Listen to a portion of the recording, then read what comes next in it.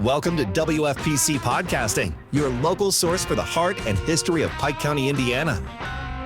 And now, here's your host, Randy Harris. If you haven't seen or heard, we have a sheriff's race in the Republican primary next month. We have two candidates, both about the same age. They've both been with the department for a while. One, Dallas Killian, serves as chief deputy for the current sheriff. The other is Buck Seger, who currently serves as school resource officer at Pike Central. We have a decision to make, and many do, but some of us don't know yet. We have a two-part interview, half with one candidate and half with the other. Tell us about you. Well, I'm originally from Anderson, Indiana. I went to Pendleton schools. I graduated Pendleton schools in 2007. And then during that time, we used to come down here to turkey hunt a little bit. So I've always been an avid outdoorsman, something I've always done. So coming down here to do that was kind of how I got introduced to the area prior to ever even thinking that I would actually get to live here. That was my first introduction to the area for the most part. And then when I went to Vincennes University, I went for conservation law enforcement. I had done a ride-along in high school with the Indiana conservation officers and the Madison County Sheriff's Office from the area where I lived. Anderson is in Madison County. And so when I did my ride-along there, I got to kind of see both sides of the things. I got to see the conservation officer side, which appealed to my outdoors side. And then the law enforcement side, I loved as well. And so I made the decision to go to Vincennes University for conservation law enforcement because it kind of covered both realms. And I knew that would give me some flexibility when I got out. If I would go just for law enforcement at Vincennes University, then I was going to kind of be stuck just focusing on law enforcement and didn't have that side of the conservation. So at Vincennes, you get to do both. When you do conservation law enforcement, it focuses on both sides. Basically, you add in a few plant animal biology classes to your criteria. So that was kind of neat to come in and do that.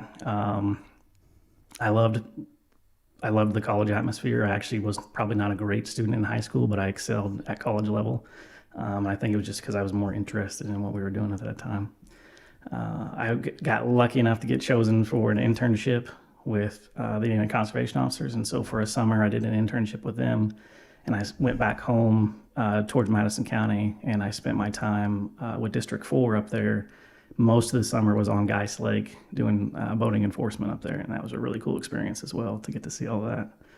And then ended up working for Wabash Valley Regional Community Corrections in Vincennes, so what we know as work release. So we're at 2009, 2010? Yeah, into 2008, going into 2009, I started for Wabash Valley. And got to do that, and that was a great experience. Really learned to talk to people because at that time I was a young kid, not even 21 years old yet, and working around.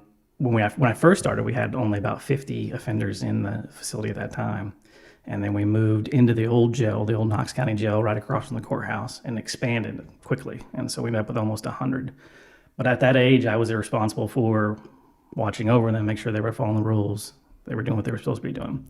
And the good part about that for me early on was I had to learn to talk because I'm by myself at that age in a open dorm room situation with 100 plus offenders at a time. And so you had to learn to talk to people because just going in and being a normal 21-year-old kid or 20-year-old kid wasn't going to work. To that point, you were kind of reserved, quiet? As far as just being able to talk to people, what I mean is a lot of times you have a younger cop that starts and they're there's a chip on their shoulder. And so to work through that is kind of the key. And so I kind of already got through a lot of that because I didn't have that option over there. There was you weren't going to be able to get by doing that because you were by yourself over there. And so the good thing about that also was that leads on later is that we use that same work release facility because we don't have our own here in Pike County. So I met a lot of people from Pike County while I was working at the work release facility. So that was kind of cool to get to meet a lot of these people and see what their life was like and gain trust amongst a lot of them, and then come over here and then run into them again here. But my work release, from work release, I ended up moving over here. Actually, I had two people from here that worked in work release with me. And they let me know that, hey, Petersburg Police Department was going to have an opening. And I was doing a lot of shooting at that time because I knew I wanted to go into law enforcement. And so I was constantly practicing because I knew I was going to have to qualify with a firearm. And so I'm constantly, I grew up as a hunter, but never shot pistols really. That was kind of a new side of things for me. Long rifles and shotguns, were consistent, but never shooting a pistol. So knowing that I was going to have to qualify, I was practicing a lot. And I happened to run into Jerry Mooney at the gun range. Well, Jerry knew Ron Sharp from over here and a couple other people. And so when that opportunity came up, I ran into Jerry. I'm like, hey, look, this is, there's a opening at Petersburg Police Department. I'm thinking about applying for that. He's like, oh, absolutely, you should. That's a great community. So this is 2012? No. This would still be 2009. Well, 9. Yeah, wow. Still 2009 because I actually applied in June of 2009, and I started in December of 2009 for the Petersburg Police Department. And then I went to the academy in March of 2010. So I had a little gap there before I went to the academy. Did they teach you how to put that chip back on your shoulder? Somewhat I would say that you do, or then I think it's gotten better. But we used to hire an officer back with the city because they were a good guy. Send them to the academy, and they come back pumped up, and attitudes were different. Yeah, so the academy is a unique circumstance, and I feel for the instructors that they have a limited amount of time to work with us. 16 weeks is really not a law enforcement academy is 16 weeks, and that's definitely not enough time, probably, right? But at the same time, you've got to look at what the finances are for the communities that these people are working on. How long can you keep me away to try to get me training? And this is a job that the training never ends. It has evolved so much since I first started. But back to your point of as far as the academy goes, is I believe that when you go to the academy, they drill into your head kind of for a long time that everybody's out to get you. Like every traffic stop you make, you need to be guarded. Every call you go to is going to be the call that you're going to gunfight.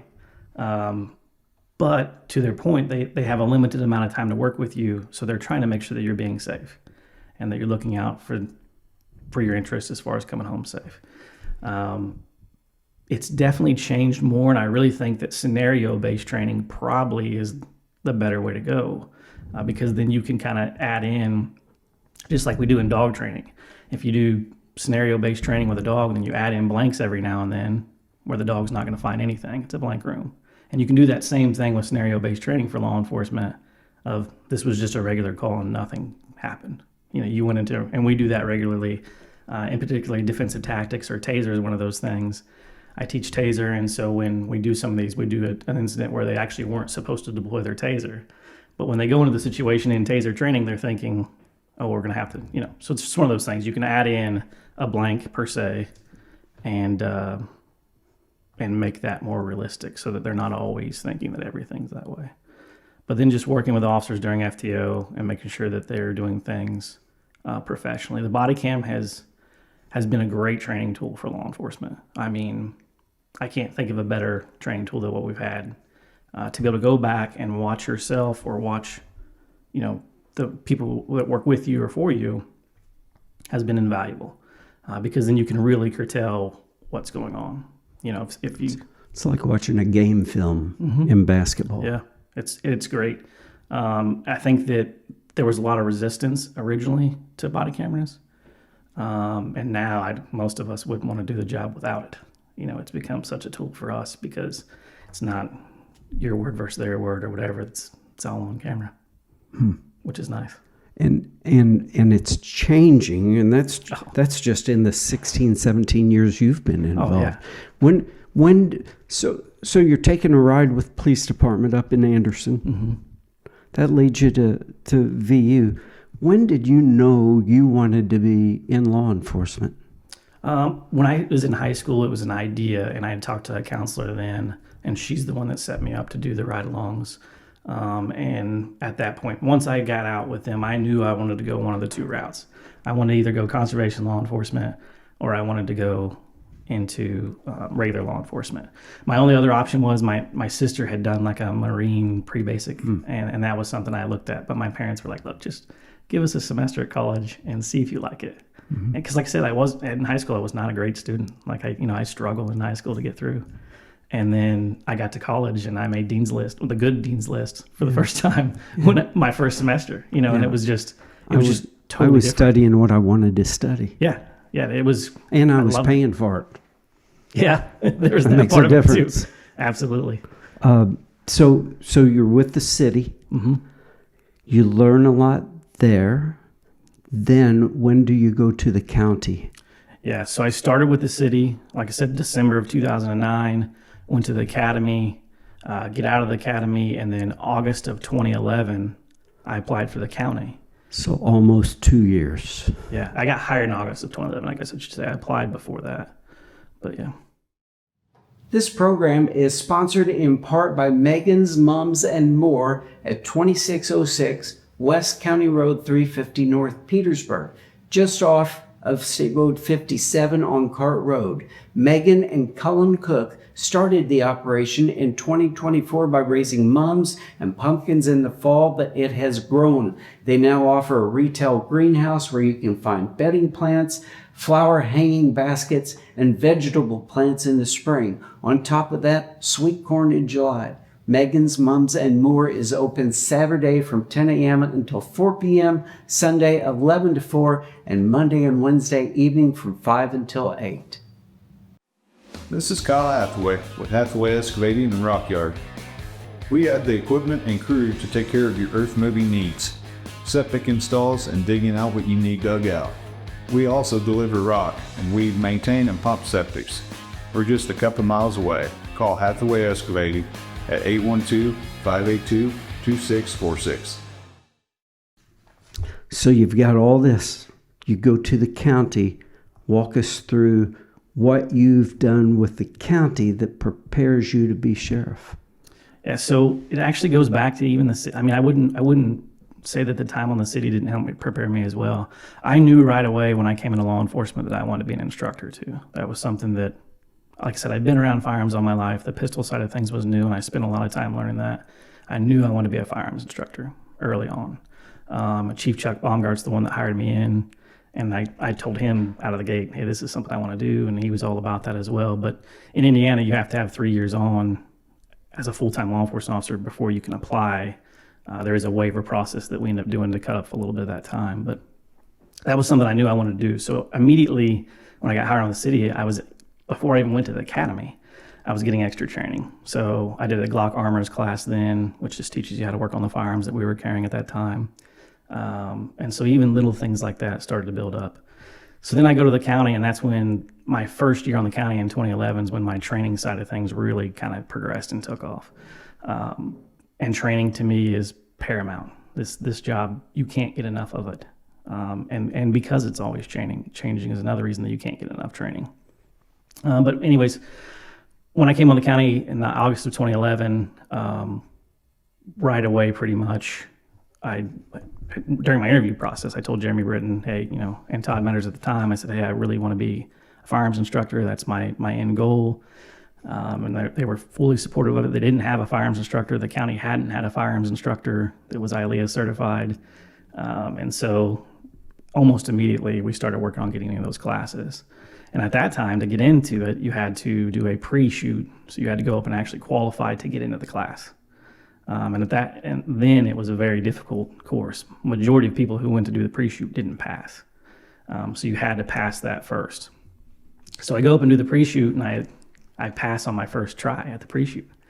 And I'm on my way home, and I had talked to Jeremy, and he's like, hey, there's an instructor development class that's come up. Do you want to try to get into it? I'm like, well, I'm a little early. But he was able to write me a letter to get me into that class a little bit early because I didn't quite have enough full-time on after leaving the academy to do it. So he wrote me a letter, got me into the instructor development, and then almost immediately after I graduated that, which is a week-long class, fairly difficult class, you have a lot of speaking in front of people that you do during that to make sure that you're ready for that, and then just kind of their course outlines on how ILEA wants things laid out. But after that class, I almost immediately got into firearms training, because that's a whole nother week-long class on the firearms instructor side because it's a different certification. So I did that, and then I get back from there, and then I immediately go to SWAT school. in Evansville. So I do a week-long SWAT school in Evansville. And then the training just continued and continued and continued. So for my first year on the county, I did a lot of training, which was great. And it just happened to be a good time for us because we really needed to start pushing down that road. We were still doing what I call, you stand on a flat range, you get the command to shoot, you reload your gun, you do it over again. There's not really anything to it that really fits how things are going to happen if you get involved in something on the street. So it wasn't really preparing you that well for actual street. There was no scenario-based training. We just had somebody come in from a different department. They would go out there, we would punch holes in a target. They'd say, hey, you're good to go, and we'd move on from there. And times were changing, and that wasn't going to be acceptable anymore. I mean, there's case law that was coming out that was saying that these, as I went through firearms instructor school, I learned all this. The case law that says that you're supposed to be doing night shoots, you're supposed to be doing moving and shooting, you're supposed to do target discrimination, all of these things that we should have been doing that we hadn't quite got to yet. And so we really launched off on training at that time to make sure that we were meeting all these criteria. We're doing all of this training. And so I was able to help bring that back to the county and start working on that, which was great. And then you serve as a road deputy for several years. During that time, doing all the instructing, I still was just a road deputy, which is, I loved that job. I loved that job as much as anything.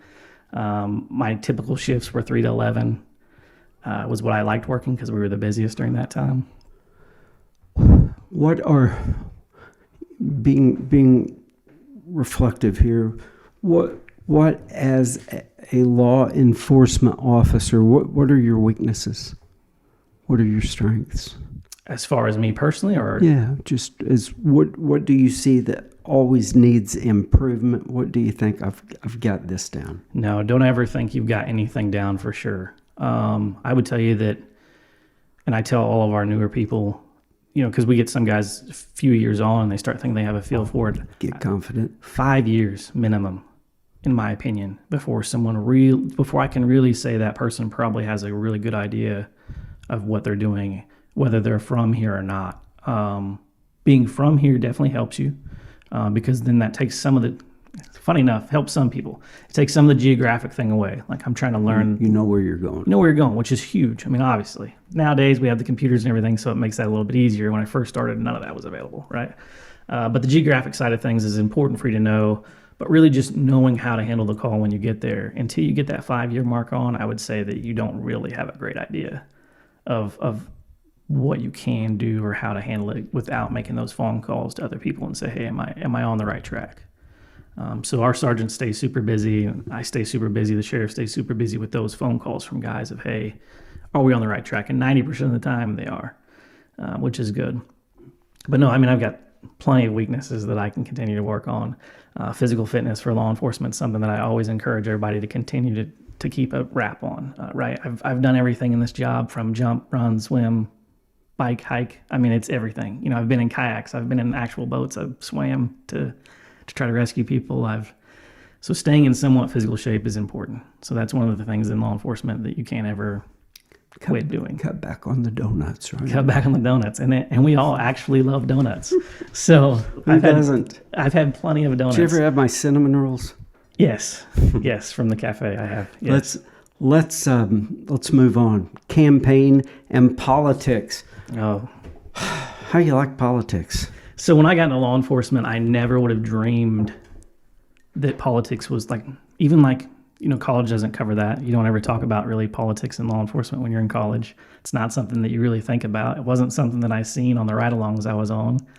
And even in my first few years, I would say I didn't feel it much, And then after that, as soon as you start getting into advisory roles, you start realizing it's coming. How big it plays into everything, how important it is to pay attention, how it really can steer what a department can do, as far as making sure that those people who are there are requesting the correct funding and looking at the right things and working with county council, city councils, commissioners to make sure all those things are taking place so that you can continue to do the job that you're trying to do on the beginning levels.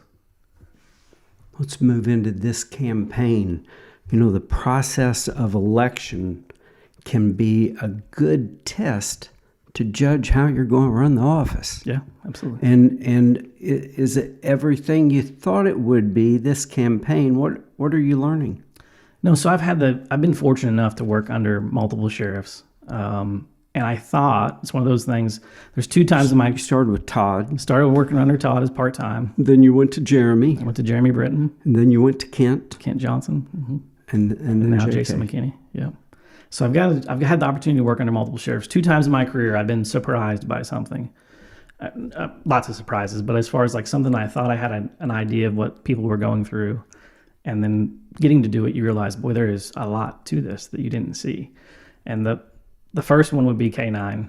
I worked closely with Buck Seger actually to work on the K9 program when we started that. I was a sergeant. We worked hard to actually get that rolling, and it's been fantastic. He did a great job with Bleck, the K9 he had. And so I was very close to that whole process and worked with them when they came out. And then I ended up in a position where I went to K9 school.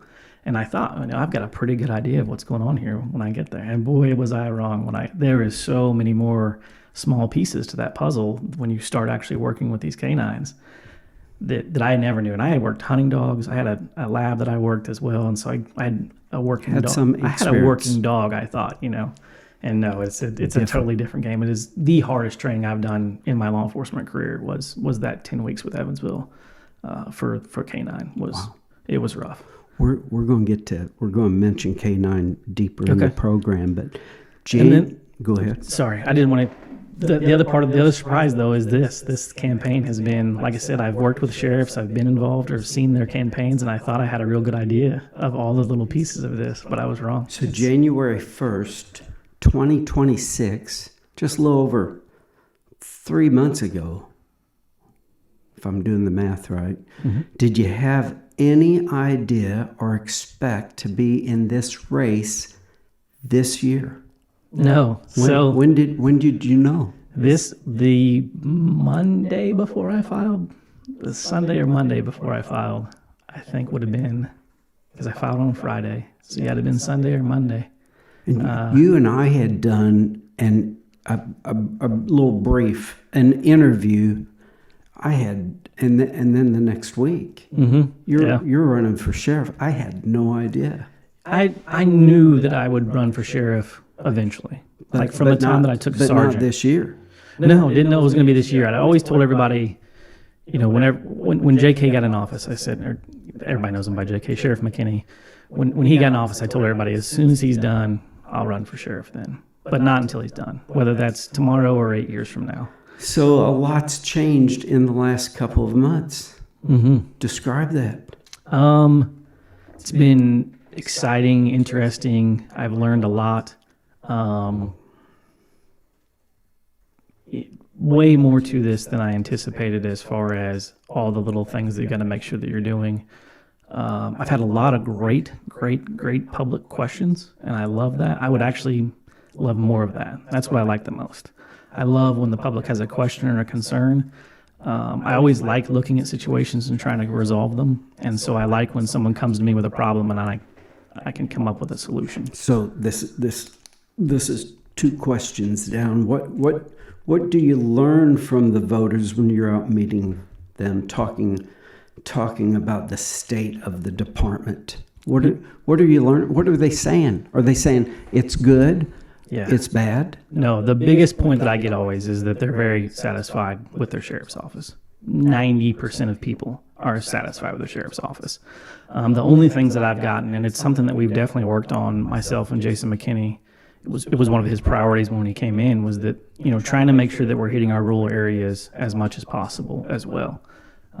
With the sheriff's office being based out of Petersburg, we obviously cover this area very It has to be that state statute. because we're here all the time, right? Yeah.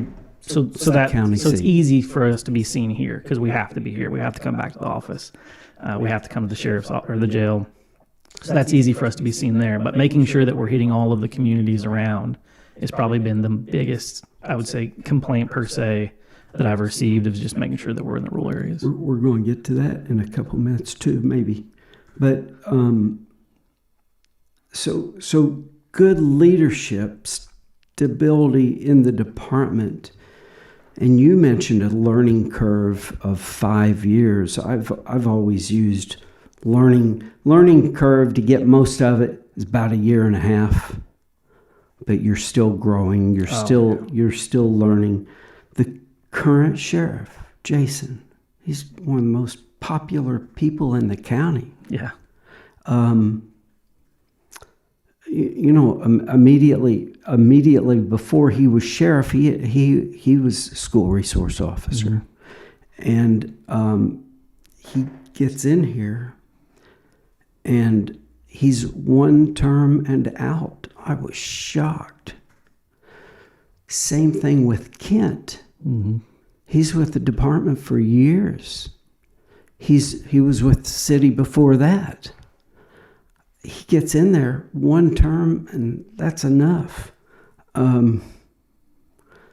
Traditionally, we expect 2 terms. As sheriff, you can run 2 terms. Then you have to take a break.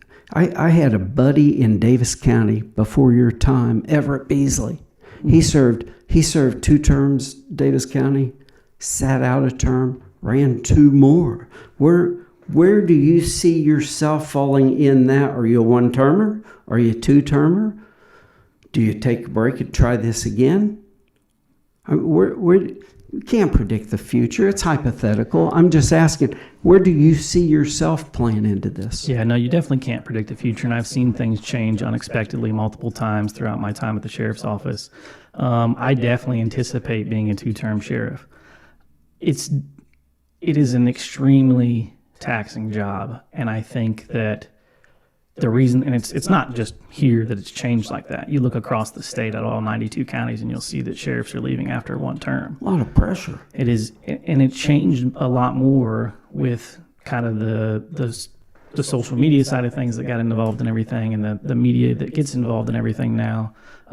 Lawsuits are just part of it now. I mean, it's like everything, you're going to get sued. And every time that the sheriff's office gets, or not every time, but most of the time when the sheriff's office gets sued, the sheriff gets named personally as well in that lawsuit. So it's something that you just have to deal with. And you've got the shoulders to deal with that. Absolutely. Yeah, I've been around it long enough to know what's expected. I've been fortunate to serve 7 years now as chief deputy. And in that role, I take over in per se as sheriff whenever needed. So I have a very, very solid idea of what to expect. And you were even doing some of that with Kent. Oh, yeah, yeah. So going back to politics, campaigning, does this election create a division within the department? And how are the current employees going to respond to the other getting elected? How does it play out? Again, hypothetical. Yeah, I mean, it's all hypothetical to see what's going to happen. Obviously, people say what they will during this. And, you know, there's going to be a big change. And I've put this out before that, you know, there is people that deeply want things to stay the way they have been. And that's pretty sure that's mostly the same if I'm going to be elected as sheriff. So there's the concern that things change drastically and what happens there and who's where. I obviously won't stay in the position I'm in, and there'll be some moving around and things like that if that happens, and so that's a concern of people. What I can tell you is that there's always divisions in law enforcement as far as these people are doing this and these people are doing that. The public is seeing it a little bit more right now, probably. And I hate that because I'm sure it concerns some people. But what I can tell you is there's never a call that goes unanswered. There's never a request for someone's assistance that goes unanswered. The sheriff, the chief of police would never allow that to happen. I mean, those two things are not going to be a thing. So if someone's asking for assistance on something, they're going to get it no matter what. No matter what you see online, no matter whatever, that kind of division is not a real thing here. That's not going to happen. I can guarantee that. And I had a question about that actually just last night in a message, and I said, no, we would never have a situation where someone requests assistance, no matter the agency that's here, that we didn't fulfill, and typically to the best of our ability. So that people don't need to worry about as far as that goes. And then how things shake out afterwards would just be kind of, you'd have to see where we're at. I mean, who decided to do what and where. I've made it very clear on who I plan on putting where, because I think it's important for those of us who work for the sheriff's office to understand that, so that we can kind of see if it's something that we would want to deal with. And it's important for the community to know as well, because this is not done by the sheriff. I can guarantee you that the sheriff any of the sheriffs that's ever been seated would tell you it's not a one-person thing. To think that you're electing a sheriff and they're going to run the office by themselves is just not possible. Those other people are super important. That bleeds into this final question on this campaign politics segment. You're running as a Republican. Mm-hmm. Why are you a Republican? My values definitely align more with Republican Party.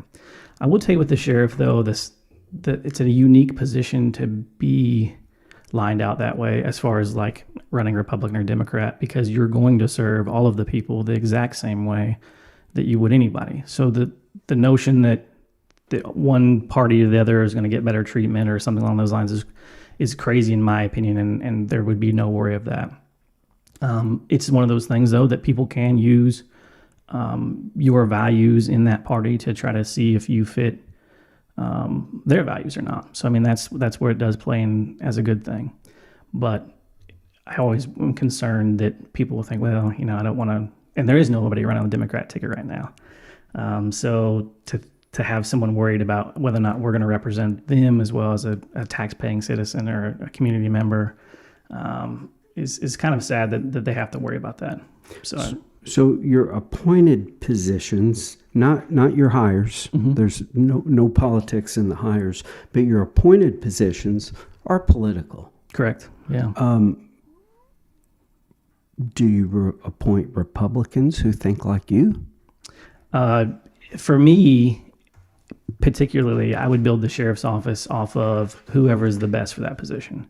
And I've made that pretty clear. I've got some experienced guys that would have made great chief deputies. I mean, I'm super fortunate in the fact that I have had time as a chief deputy, so I don't have to I don't need a person that has that experience. I look for the things that I don't have in somebody so that I can build a better team. Where is the shortfall? So my organization could definitely use some work. A question you ask, where's a weakness for me? Organization, for sure, could definitely use work. So the chief deputy that I pick is one of the most organized people I know. And then I can keep my other leaders that already have the experience where they're at. Whether they both love for me to have appointed them as chief deputy, I'm sure. They have aspirations to move up in this department as well. But it's not about that for me. It's about building the right team, putting the right people in the right places. Not about who your friend is or what party they align with, for that matter even. Putting them in the right places so that you have the best team. This program is sponsored in part by Dr. Clint Schultz with Schultz Eye Care in Petersburg. Schultz Eye Care offers comprehensive dilated eye exams, contact exams, a huge selection of name brand frames for glasses and sunglasses, and if you buy a pair, get a second pair at 50% off and a year's supply of contacts at 25% off. Schultz Eye Care is an independent office and they are open through the week except Tuesday afternoon. Their phone number is 812-354-9400. WFPC is sponsored in part by the Dustin Schnare Agency for Indiana Farm Bureau Insurance. Dustin and his staff, including Tyler Dillon, are right here in Pike County. It's face-to-face, and they guide you through the process of the insurance, whether it's home, auto, farm, commercial, or life. The Dustin Schnare Agency is here to help. Call the Dustin Schnare Agency at 812-766-1117 or stop in the new office at State Road 61 at Petersburg.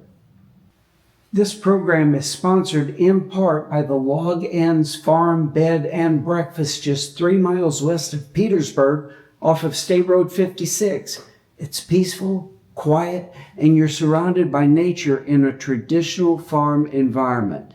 It's nestled in the countryside of a southern Indiana working farm growing grain, hay, and livestock.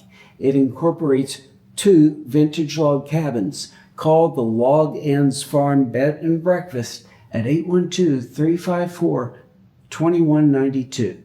Tell us about you.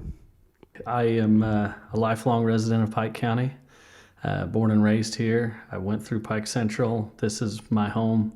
I started my career as a jailer. I went to college for law enforcement, but then I became a jailer at Daviess County Sheriff's Office. So where'd you go to school for law enforcement? Vincent at VU? University, yeah. I got hired on at the jail at Daviess County. I worked my way up. I was a supervisor on the floor there. Then I got hired at Washington PD. I actually became one of the youngest supervisors they ever had promoted. I was only on for 2 years, and I got promoted. And there was guys that had several years of law enforcement experience on, 6, 8, 10-year guys that I actually got promoted over. So you've got history in a jail. Yeah. Prior to Pike County, even. Yes. Yeah, Daviess County. And when I was a jailer there, so I did a lot of different roles there. Once I became the supervisor, they kind of bounce you around a little bit. So I did the booking, like the intake. Then they have like the control tower, which is their main control. And then, like I said, once I got to be supervisor, I was on the floor. So, I'm going to ask you another question. Who are you, and we'll come back to all this, but this is kind of our intro. Who are you behind the badge? Oh, I think that's out there in the community. I'm a father. I'm a husband. I'm a volunteer for all kinds of stuff. We're involved in everything. We're members of the Ruritan. I've coached almost every sport that we have in Pike County. We're members of the on the board at the Little League. I actually, on my way, like I sliced your finger open, filleted it back. I'm putting in 2 new scoreboards at the Little League today. I got one in. I'm getting ready. As soon as we're done with this, I got to go back and finish another one. And then I got to run my kids around to sports tonight. I'm a family guy. So you leave your job at the Daviess County Security Center. So I got hired from there to Washington PD. Give me a year. What are we up to? So I got hired on at the jail in 2007. I think 2000. You were a kid. You were 19 or 20. I was young. I was straight out of VU. So when I originally graduated high school, I became a coal miner. I worked at Somerville Central for Peabody, and I worked there while I was going to college to like pay my way through college. And then once I graduated college, I thought I got to get my foot in the door somehow, and that's whenever I got hired at the jail. So I was literally just graduated college and went to go work night shift at the jail. So how long were you at the Daviess County Jail? 2.5 years. So that brings us up to 2009? 9, 10-ish, somewhere in there. And where did you go from there? To Washington Police Department. And then Washington Police Department, how long were you there? I came to Pike in 2014. Okay. I know that. So. It was a little later than I had thought. Yeah. What did you do at the Washington PD? So originally I was a night shift patrol officer, and then my sergeant at the time, he was my partner. He had a canine, and that's where I actually grew to love having a canine for whenever I wanted to become a canine officer here in Pike. But his Derek Devine, he's actually the chief of police over there now. I was in his wedding. Like, him and I talk every single week. Like, he's one of my best friends. And remains through the years. Yeah. Honestly, that's been something that I've kind of prided myself on, in the fact that every department that I've ever worked at, I could go back to Daviess County Sheriff's Office if they had an opening tomorrow. I could go back to Washington Police Department if they had an opening tomorrow. Like, I don't burn bridges on my way out. Like, I still have great relationships with all those people. When did you leave Washington PD? 14, 15? 2014. And that was to come here? Yes. That's when I'd always, this is my dream department. Pike County has been. It's home. Yeah. Did you go up in Otwell? So I was Highway 56 right there at the Cato Flats. That's where I grew up. Did you go Winslow or Otwell? I was an Otwell kid. Okay. I was an Otwell kid.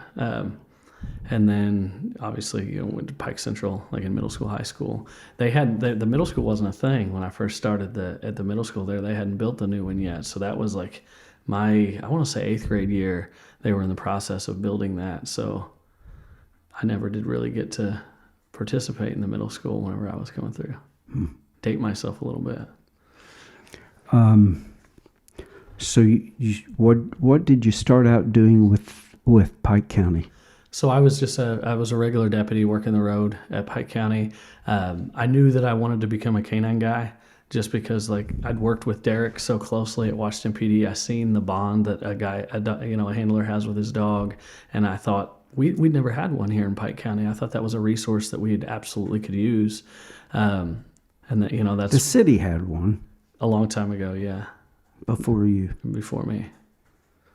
Yeah, I wasn't around then. So where is the dog now? So he retired whenever I went to the school, and he's since passed away. Okay. Yeah, his stomach turned on him one night, and I found him the next morning. You're road deputy. You're the dog handler. Then what's next? Then I got promoted to sergeant, which is third in command here at the sheriff's office, and I was patrol sergeant while maintaining a canine for I don't remember how many long, several years.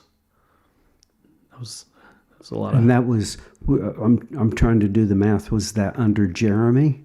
Was that No, that was under Kent. Kent? Okay. It was Kent. And then you stay in that, and then the current sheriff had your position at Pike Central. Yes. So he was originally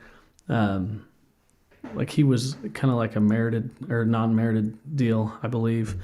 And then whenever they made that a merited position for us, he hired into the sheriff's office. I actually trained him when he was working the road at night shift, and that some of those were like when JK was working the road. Those were some pretty fun times, him and I working together. But when he got elected sheriff, I stepped away from the day shift role that I had and ended up going into the school.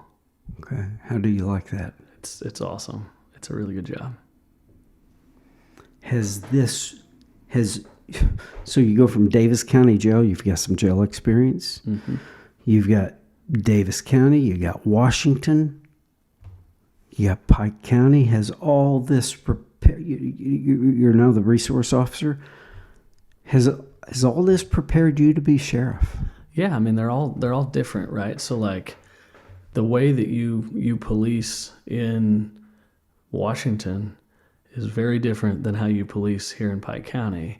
However, there are some things that you can bring with you when you come from that style of policing to like here in Pike County. I always say Pike County is almost kind of like Mayberry, right? So like we are very like laid back. We are.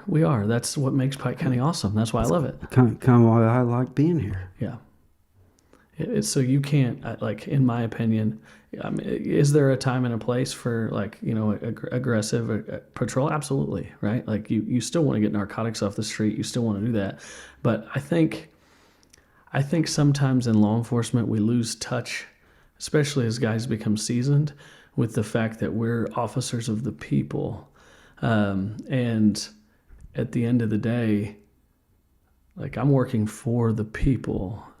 It's not me versus the people, it's me for the people. And I think sometimes like when you're faced with like negative, because you see people in the worst of the worst, right?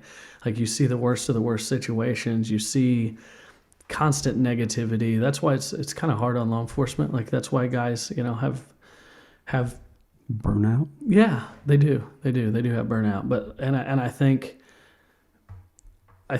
sometimes law enforcement officers lose sight of the fact that we're doing it for a reason. Like every police officer in history, whenever they step into an interview and you ask them why do you want to become a police officer, the answer that 90% of the time you're going to get is I want to help people, right? Sometimes. A lot of times, it's a lot of the times what you get, but then we lose sight of that sometimes. I think. I used the example. This might be fair, or unfair, but I always thought there were two kinds of people that wanted to go into law enforcement. There's that little kid that wants to help the little old lady across the street, and there's a borderline thug that kind of wants a badge and a gun push themselves around a little bit. Well, I'm not the second. What are your weaknesses? What are your strengths? Oh, strengths, I think that my ability to adapt and connect with people. I think that I have a very, very strong ability to get to know somebody closely and get them to like me and get them to trust me. I've said, like, my phone, if you go scroll through messages or calls or whatever, like, it's full of people that I've met from coaching, or I've met from some, at the grocery store or whatever, where they'll need something and they reach out to my phone privately because I'm an officer they trust. And I could literally go through my phone and show you hundreds and hundreds of messages over the last however many years of, like, that's what I am to the people. And I don't want to change that. I want to carry that into the top level of the department. What are your weaknesses? That's some soul searching there. Oh, my goodness. Yeah, I don't... I think... What do you need to improve on? We were speaking before the cameras of someone else, different, not in law enforcement, but he's smart. He's able to develop, and there is a learning curve in anything. So that doesn't mean he can't walk from one job to another. You're walking from one job to another. What do you need to be self-aware of coming into the position? Uh-huh. So honestly, if I was to say what makes me probably the most nervous for me to learn right. to how to navigate through being the sheriff, I'm confident I can make the tough calls. Like, when a call comes out at nighttime and you got to make a big decision that could affect somebody's life, I've got years and years of experience to fall back on that. That doesn't bother me. So 2:00 in the morning is not an item for you. No, and I feel confident in being able to handle those types of struggles or challenges that'll come up as sheriff. I've never done the sheriff's budgeting, like as far as the jail, and because of that, I've reached out to other department heads here in the county and said, like, hey, whenever it comes time for this, like, I want you to help me, because, like, I want to know how to do it the best that I can do it. Now, I've had budgeting experience, like, where I've been part of the youth league football board for years. When I took over, there was a couple thousand in there. Now we're up to almost $20,000. Like, I've been part of the Little League where, there's tons of money and revenue coming in. Same thing with the Ruritan. I ran our OPO stuff at the sheriff's office for a while, which is basically numbers and budgeting and things like that. So I have experience in that, but this is a bigger animal. Add some zeros. You add some zeros. Yeah. I feel confident that I'll be able to adapt to it. I've successfully done every position that I've been in so far in law enforcement. I figured it out. I'm confident that I'll figure that part out too. But if I was to say a weakness as far as going into it, that would be where I would struggle the most. Recently, the real estate market has been unpredictable, but the sun is starting to shine, the weather is breaking, and at Harris Real Estate, we have clients looking for homes and properties. Let us help you sell your home or property and or find your next one. You've always heard it, and it's so true. Real estate is local. We are local. We know the business. We know the community. Harris Real Estate has listed and sold hundreds of properties right here. We know Pike County. Harris Real Estate, 812-380-1065. Spring is here, and it's time to get winter off of your vehicle. When you wash your vehicle on a regular basis, there are many advantages. You're easier to see, you preserve the life of your vehicle, help maintain its value, enhances vision, and it just looks better. And washing with a wand, you can get into those crevices underneath. You can brush with a soft bristle brush and then hose it off. Stop by Petersburg Car Wash today. 401 South 9th Street, State Road 61, Petersburg. Keep it clean. I'm going to switch gears. We're on to the second part. Campaign and politics. How you like politics? So I was given advice coming into this campaign by a former sheriff, and that advice was to focus on Buck Seger and to have a plan and to ignore noise. And this entire campaign, I'm focused on what I can do to help Pike County and make Pike County better. If whatever anything else is going on, that is irrelevant to me. I'm running on the campaign of this is who I am, and this is why I think I'm the right guy for the job. The process of election, it can be a good test to see how you're going to run the office. Mm-hmm. Is it everything you thought it would be? What are you learning? I've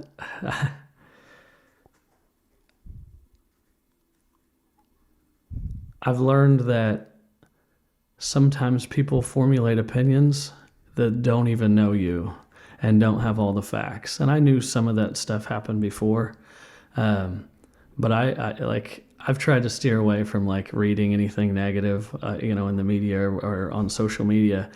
But I read the other day somebody made a comment, and I've never met this person in my entire life. Like you're literally you formulate an opinion off somebody that has an agenda that is is painting me to be and like I said, I'm not worried about any of that stuff. That doesn't it's in the back. I flush it to the back of my mind because at the end of the day, this is who I am. This is why I'm running. This is why I think I'm in this position. So January 1st, 2026, did you have any idea or did you expect to be in this race this year? No. When did you know? A week before the deadline to file for sheriff. Wow. A lot has changed in those couple of months. It's been a whirlwind. Describe it. Describe that whirlwind. Just coming up with the campaign plan, organizing events. The best thing about me, like in this campaign, or the best thing for me, I guess, is I've already been doing all the things. Like I've already been going to the events. I've already been participating in, the Ruhr fish fry that we had just last Friday. Like all those are things that I'd already been doing. So I don't feel like I had to change a whole lot other than just deal with some of the noise. You are a busy guy. I mean, it took a while for you and me to set this up because you are perpetual motion. We don't sit still very often, and that's been a good thing for me through this campaign is that I've been so busy. I don't really have a lot of chance to sit and ponder on scroll Facebook. No, I don't really have time for that. Mm-hmm. Too busy being a dad. Good leadership brings stability to the department.